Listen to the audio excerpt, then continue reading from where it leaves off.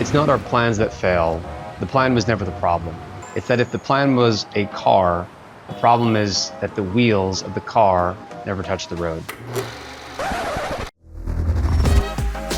I've been an entrepreneur for 19 years, and many of my peers who are no smarter or more talented than I have gone on, in several cases, to be billionaires, as well as running 8 and 9-figure companies. And so I have to ask myself, if my peers in these cases, because it's not all cases, right? I mean, there are many that would probably, want to look at what I have achieved with my business, Grobo, and say, damn, like, why am I not at that level or whatever of tactical success, we'll say.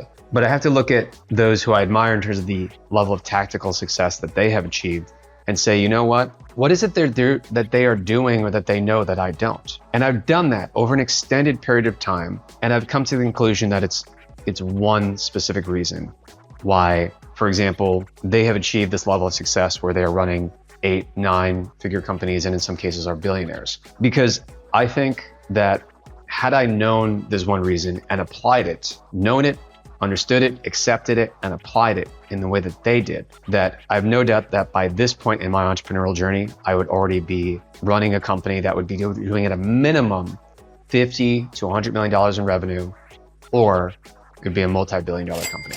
I think that is actually very likely. I know it might sound ridiculous, especially if you don't know me. And if you don't know who I am, my name is Matt Ackerson. I'm the founder of this company, Grobo.com. And when you watch today's video and understand, not just understand, but accept and then actually take action to apply the one reason that I'm going to share with you today for the difference and the disparity between in the stories that I'm going to share with you, you're going to understand how to achieve any business growth goal that you want, whether you're going from 0 to 10K, 10K to 100K per month, or achieve millions of dollars in revenue. Why am I credible to advise you on this at all? Other than the fact that I have been an entrepreneur for 19 years. I started Grobo as an agency 15 years ago, and we reinvented the business model around 2020 and 2021 with no outside investment, and reinvented the business at that time. And we experienced growth of 936% in 8 months, going from 10K MRR to 100K MRR. For the year of 2021, we generated $1.2 million in revenue. And now we are a multi-million-dollar company in terms of aggregate sales. But I believe I could have gotten there much, much faster, because from the time that we started off as an agency until the time that we hit $1 million for the first time as a company, it was 10 years.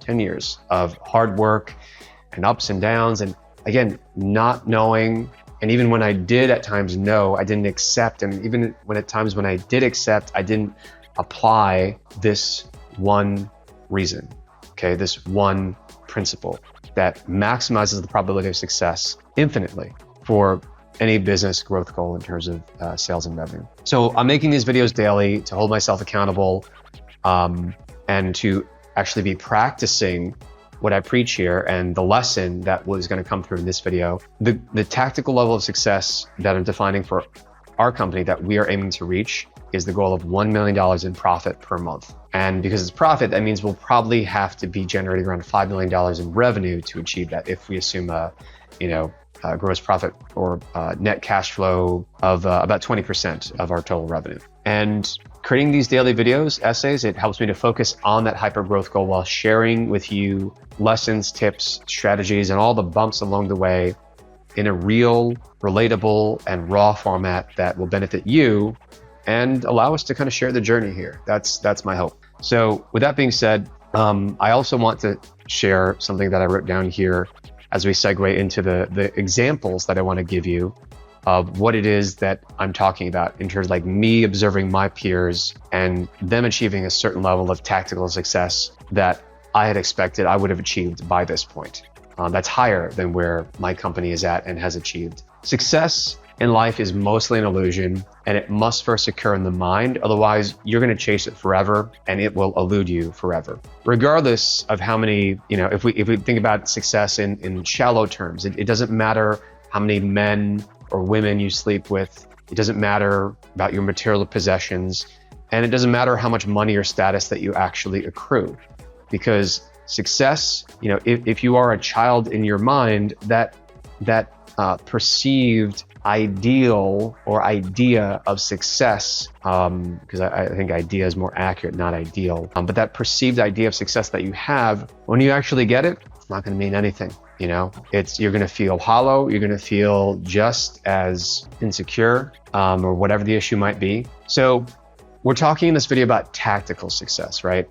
Like in a business, a tactical success point is going from making no profit to some profit, or going from making $10 million per year to $50 million in revenue. These are goals that represent tactical success, and attaching your own self-esteem or identity to some sort of material success, in terms of accruing status or material possessions or something else, to do so at your own peril. This video, though, is focused on tactical success. Whenever I say success, you want to think about it in those terms. So that being said, I want to give you some examples of what it is I'm talking about here from the start of the video. So, and because my peers, as I said, they achieved a level of success faster than I did, and I'm left wondering, because we have to ask the question, if we want to be honest, why? If they are no more intelligent and no more talented, as far as I can tell, than I am, then what is it that they are doing that I am not? What is it that they are seeing or knowing and applying that I am somehow missing? Well, example number one, I had a good friend in college. We had fallen into, discovered entrepreneurship, and we became super passionate. We were super passionate about the whole startup journey, the idea of the internet and applying different internet technologies to build a business that would make money and run and grow and into something significant. Because I don't know, like for me at least, it was the idea of the adventure, the shared journey, the idea of being an artist in business and trying different ideas and experimenting and tinkering and following your curiosity and making money in the process. So my friend though, and he was kind of actually a little more scattered in terms of his time and attention at the time. I was actually a little more focused. I had this coupons for college students startup. But fast forward about 6 years after we graduated, and he had some stock that he had accrued as a college student, where he was coding for this other company, and he accrued some stock in this company, some equity, and that company sold to Adobe for $170 million, and the value of his stock was about $10 million, adjusted for inflation, roughly. And so he became a multi-millionaire seemingly overnight. And he did it in part because he understood this reason, this principle that I'm talking about, and how to apply it better than I did. Moreover, he went on to co-found, and we just got a new client sign up. That's cool. Moreover, my friend went on to co-found other startups that had some modest level of success. And now, in more recent years, he's the CEO of a 9-figure business. So, second example is, after I graduated from college, I had the privilege of being introduced to Alexis Ohanian, who is the co-founder of Reddit. Very nice, very friendly, very accessible guy. I'm definitely a fan on a personal level, as far as I can tell. And Reddit then was still pretty well known, but it's actually much more of a household name today than it was then. Still, as I got to know Alexis, he decided to introduce me to another entrepreneur who was much less well known than him or his company. And that entrepreneur's name was Sam Altman. Sam, at the time, had another startup called Looped. Loop didn't really go anywhere. I think it may have been kind of sold for parts, and I'm not trying to be negative when I say that, but I think that's what may have happened. But so there was some exit there, and then he went on to, lead this business incubator where he continued to accrue some skills and some knowledge and experience. And over the course of years, eventually today, if you don't know who Sam is one of the co-founders and the CEO of OpenAI. OpenAI today is valued at several $100 billion, and Sam has a significant stock in the company. So Sam understood this principle and this one reason that if you're watching this, chances are you don't fully understand it, or at least you haven't accepted it, or at least you haven't applied it in the way that Sam and my college friend did from the first example. Third example is Groupon.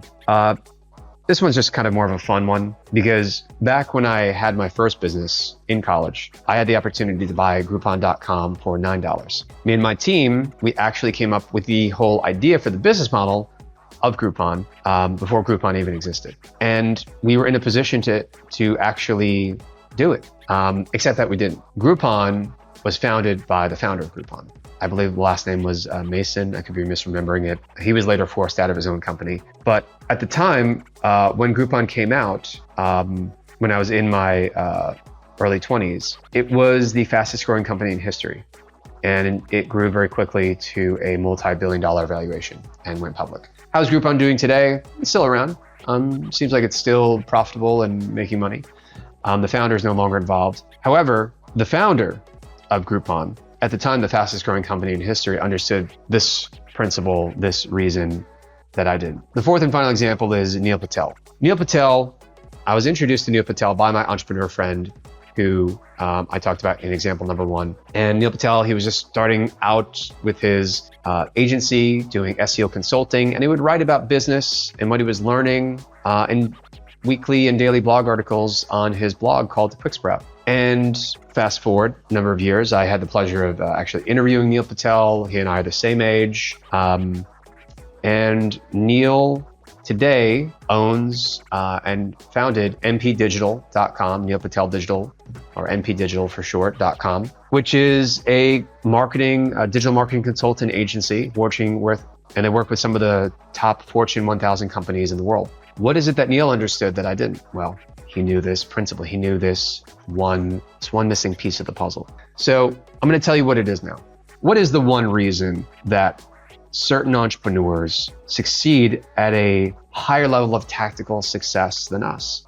Especially if we assume, and you have to be honest with yourself in terms of assessing your own abilities and try to be objective about it. But if it's not a matter of intelligence, if it's not a matter of talent, of raw talent, then what is it? Well, let's frame it in the negative first, because the two opposing definitions will help us to have a more fuller understanding when we get to the complete definition. So the opposing side of it is broken down into 3 parts, okay? The first part is, if you want to guarantee failure, don't execute. The second part is, if you want to multiply the probability that you will fail in business, then you should absolutely dilute your focus. You should work on many different projects and ventures at once. Go off on as many side quests as you want, and this will subtract your time and energy. The third part to this fail formula is, and this will almost certainly assure your failure, you would want to have no sustained focus over any period of time, certainly not over years or decades. So with that, framing it in the not or the negative form, what is the formula? What is the principle that all of these entrepreneurs and so many others that you may see, and maybe I am that for you to some extent, to the degree that this principle, that this singular reason is known and understood and applied, because it's on a spectrum, all right? It's on a spectrum. And there are other factors that I will talk about in a second, but here it is. You ready? Tactical success in business is achieved through focused execution of plans married with perseverance over time. It might sound obvious, it might sound simple, but when we truly understand the truth of things, oftentimes it is simple in its crystallized form. And ask yourself too, is there any part of us, any part of you that just doesn't want to believe that it could be that simple? Because in terms of saying the words, it is simple. In terms of actually acting on it, it is hard. It is very, very, very difficult. And what do we want? We want silver bullets.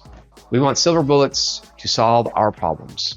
We want to know what's the right marketing campaign with the right order and the words and the things to say and give me the template, give me the checklist. And these things can be valuable. These things can help us to learn, to apply, to take action. And sometimes it's useful to look for the answers inside, and sometimes it's useful to look for the answers outside. In this case, this video, before you breeze through it and click on and go over to the next video on YouTube or the next social media blog post, whatever, scrolling, or the next task that you have to do for work, think about it, okay? Think about it. It may sound obvious. We want silver bullets though, and it's hard, but that is actually in a way the advantage to doing it. Because what is hard means it's hard for everyone. There is less competition in doing something that is hard because it is also difficult for others. That means there's less people who are going to be doing it. Perseverance happens over time, over years, over decades.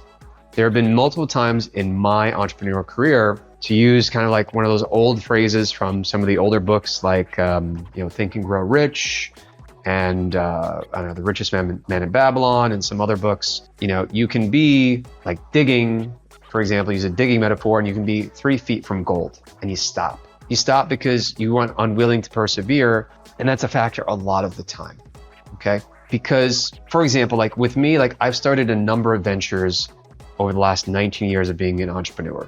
Different projects, side projects, like even when I had, my core business, which was always the thing that made money, but which I often neglected the most, because I wanted to believe that there was some silver bullet business model rather than just doubling down on what was making money. And even if you look at, for example, Neil Patel's business, where it's not sexy, but it makes a lot of money, and you would assume is cash flow positive and profitable. But certainly in terms of revenue scale, over $100 million in revenue, he has publicly stated multiple times, and I believe him because I've met Neil Patel, I've spoken to him, I've followed him over a long period of time. He's credible. It's like a low-tech version of a business model. It's consulting. And yet he stuck with it over many, many years to build what he has built up to today. So don't believe in the flash in the pan theory. Don't believe in the success overnight. Final kind of anecdote here is that, like, as someone who would often have these side projects, side ventures that I would kind of hope would be the thing that would take off because I would have grass is greener mentality, or, shiny object syndrome, as they say in entrepreneur circles, and you get distracted, you get diluted. So then the main business suffers, but you focus on it, and I would execute maybe like 80% of the way there. We would start making sales. For example, we had this one business. It was a SaaS business, and it was email marketing, email automation. And this was, like 11, 12 years ago. And there was more of an opportunity to be a major entrant into that market. Actually, no, it was like I think it was even more, like right when we started the business, we wanted to go SaaS right away. And we had this crappy email marketing software, and I kept thinking, it's not good enough. And that, for me, that's like perfectionism. I'm always fighting against that. Maybe you can relate. But I would execute up to like 80%, but I would not go beyond that. I would not continuously close that 20% gap. And let's be honest, business is an infinite game, but in terms of actually achieving, tactical success, as you and I want to define it, 20%, that can represent exponential value creation, exponential growth in terms of revenue and sales for the business, because that's where you're doing, again, you're sustaining that over a longer period of time. You're making those incremental improvements where things just really start to click, right? They really start to click, because as you smooth out the speed bumps maybe that are keeping clients from like having that optimum experience, 1 or 2 or 3, the multiplication that has in terms of like preventing churn rate, preventing people from canceling, leading to people actually giving more referrals, positive word of mouth, lowering your customer or client acquisition costs. In the case of a SaaS, you're just ironing out the user interface, testing it all the way through again. Oh, look, here's a bug. Again. Oh, look, I think that this button should be placed over here because it just makes more sense. I think we should eliminate this drop-down menu, eliminate this button over here. Let's, have a more focused experience. Boom, locks in again. You get results. You see people flowing through the funnel, and it just starts to click. And that is when even if you don't want to think about like in terms of, if it sounds too hypey for you, maybe not exponential value, but compounding value creation, which leads to compounding revenue and perhaps profits, depending on what margins you want to run on or operate on, or you choose to, right? But certainly compounding results in terms of growing sales revenue. So that is the answer. That is the answer for why you're not achieving the level of success that you hope to or had hoped to yet at this point in your business career. And I encourage you to reflect deeply on it and be honest with yourself in assessing, have I actually practiced this principle diligently, consistently? Because again, it is tactical success in business is achieved through focused execution of plans married with perseverance over time. That's it. There are other factors at play. For example, there's that famous story of Warren Buffett. He met at like a college reunion or something. He met another guy who was working just as hard as him after college. He came to him at the reunion and he said something like, I became a lawyer and I've done all right for myself, But I look at your success, Mr. Warren Buffett, and I can't quite understand it. And Warren Buffett, he went back and he thought about this. If we think about it like a race, just to oversimplify it, and really you should only be in a race with yourself. But if we think about like a race and you're in a boat, it's not just how hard you row, it's the boat that you are in, right? It is the current, it is, the wind at your back. Do you have a sail? Do you not? So yeah, like luck can factor into it. And luck is part of, just being in the right market at the right time a lot of the times. So, and being willing to adapt to the changing wind. So it's not just how hard you row, it is the boat that you are in. And it is also where that boat is placed in the ocean. So again, like, is the current flowing? Is the wind blowing? Whatever it is. So that would be some of the other factors that you want to consider outside of this. But fundamentally, because this is not saying that you should never pivot, right? Because in business, like the market, the economy is going to shift. You're going to have to bend, unlike the oak tree, more like the bamboo. You have to bend with the wind, right? That way you won't get uprooted. You continue to grow and to thrive. Tactical success in business is achieved through focused execution of plans, married with perseverance over time. Time being years, potentially decades, depending on the scale of success that you're looking to grow to. And it's achieved through focus, okay? Laser-like focus. When in 2020 to 2021, when we grew 936%, almost 1,000%, where we scaled from, I think it was like 10 people to 53 people on staff, and our revenue grew 10x, 10 times. And here's a monthly recurring revenue. It was quite the ride. It was a lot of fun. And I look forward to feeling that again when we hit our next growth curve, which we will, because I'm doing the same thing that I was then for a time, but then I stopped. I was focused. I didn't, AI was coming out at the time. I said, I love AI. I'm very passionate about it. We'll talk about that in future videos, but I put that to the side. I put everything to the side, and I worked, and I got up, and I worked, and I worked, and I worked with the team. And I just believed that we could get this funnel, get this offer, get this marketing, get the app out there, get it all working together, get the hiring funnel working. And it all did. It took years of sustained effort to acquire the skills and the knowledge that I needed, as well as that moment in time, part of it being luck, perhaps, no doubt about it, but also just, again, the perseverance to stick with it, to believe with it, even as revenue was going down, down, down in the midst of COVID. Like the economy just fell off a cliff, and I reinvented the business model at that time because I had conviction and I had knowledge and a belief that this is what the market needs, this is what the market wants, because I also have a need for this. So I know, at least fundamentally, that there are others that will also have a need for this. So with that being said, if you want help with one of the most difficult components of this success formula, which is execution, then I encourage you to check out Growbo.com, where Growbo gives you an instant marketing fulfillment team on demand. That's 13 skill sets like copywriting, content creation, both graphic and web design, dev support, app management, video motion graphics, and more. And there's no long-term contracts. You can sign up and try it risk-free for 14 days. And we've earned hundreds of 5-star reviews. And it's a really great solution to help you with the execution component of your digital marketing. So check it out at growbo.com if that sounds interesting to you. And if you got value from this video, please like, subscribe, and comment. I would love to hear from you.